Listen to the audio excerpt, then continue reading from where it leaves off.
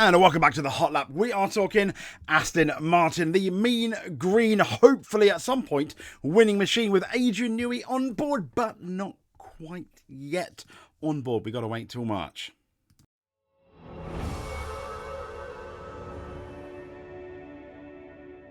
So hello Aston Martin, this was their video of the launch, precision, passion, progress, the 3 Ps, so to speak, and let's hope they stick to it, because let's be fair, an amazing 2023, a not so amazing 2024, that indeed was their teaser. But this is what the car looks like, and I tell you what, the livery, it looks even better here on the, I guess, rendered 2025 car, if you will, but it looks super nice. I think it looks nicer than last year.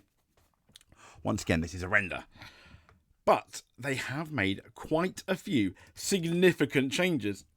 So, hopefully, they have a much better year than last year. Because after, let's be fair, the very successful 2023, they kind of went down, didn't they? Sadly. And from Alonso, fighting for podiums, ended up sometimes fighting just to get a few points, and that's not what Aston Martin are here for. So they reveal their first images on their 2025 car, as it says here on motorsport.com. They reveal their first images, and this is the AMR25.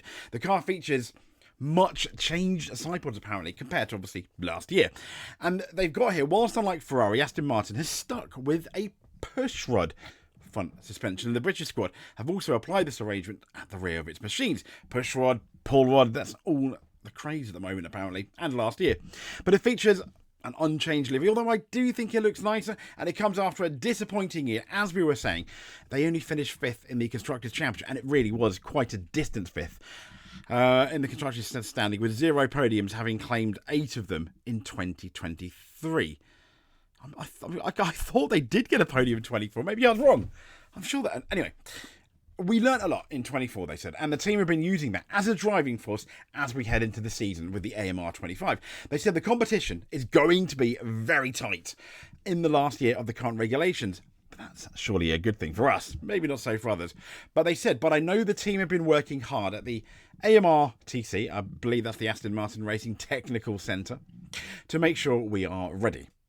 Just say HQ. I don't get why all these fancy names. But anyway, his McLaren, I think, oh, so guilty of that. But his teammate Lance Stroll, that was Alonso, but his teammate Lance Stroll added, everyone at the Aston Martin Racing Technical Centre has put in a lot of work over the winter to improve for 2025. As a team, we all want to perform well and will continue to learn over the course of the year. Driven forth from within, watching on X, it is quite an elaborate launch. It's only 1 minute 17 seconds. Still, turn that down a bit.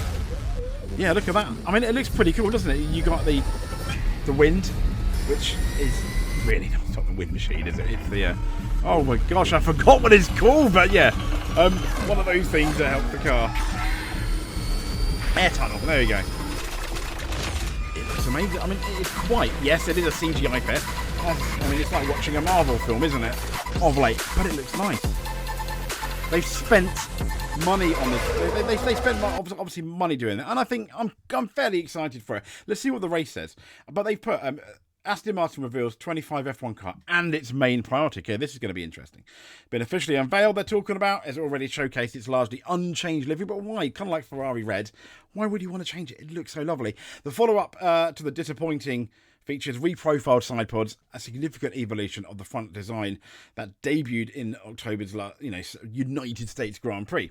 They did get a bit better. I felt they did. And the team said the car design between last year and this year are primarily, and here's what's interesting, aimed at making the car more drivable and improving overall driver confidence. That's something that you saw in the Mercedes a couple of years back, when the Mercedes, they didn't necessarily find too many go faster bits on there, but when the drivers had confidence in the car and they can push, even though, even the mechanics thought it's not necessarily going to be that much faster, but we think the drivers are going to be more confident, suddenly the lap time starts to drop as well. And sometimes that was highlighted as an issue by driver pair Fernando Alonso and Lance Stroll, just like the Mercedes pair, in their confidence.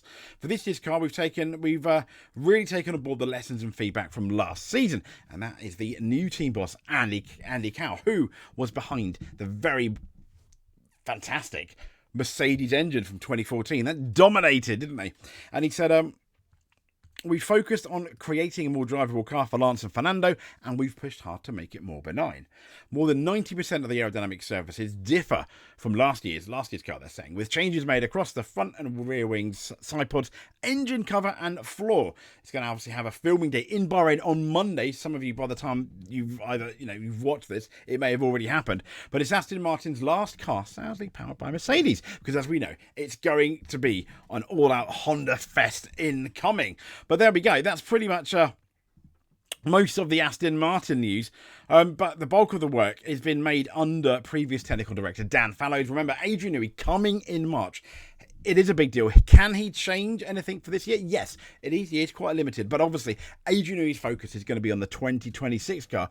But I can't help but wonder if he had, say, for example, he'd stayed at Red Bull last year, would Red Bull have had that dip in performance? Obviously, still being a really, really strong car and a race winner and a race-winning contender, but not as dominant as they were when they went kind of in the wrong direction. You kind of, you got to wonder, don't you? Anyway, I digress. If you made it to the end, please give us a subscribe. That will make me happy if you're already not subscribed. But just you clicking on it, watching it, and even making it to the end is more than enough for us. If you want to do that bit extra, hit that like button, comment below, let us know what you think about the new Aston Martin. But until then, thank you so much for watching. See you next time. But above all else, stay safe.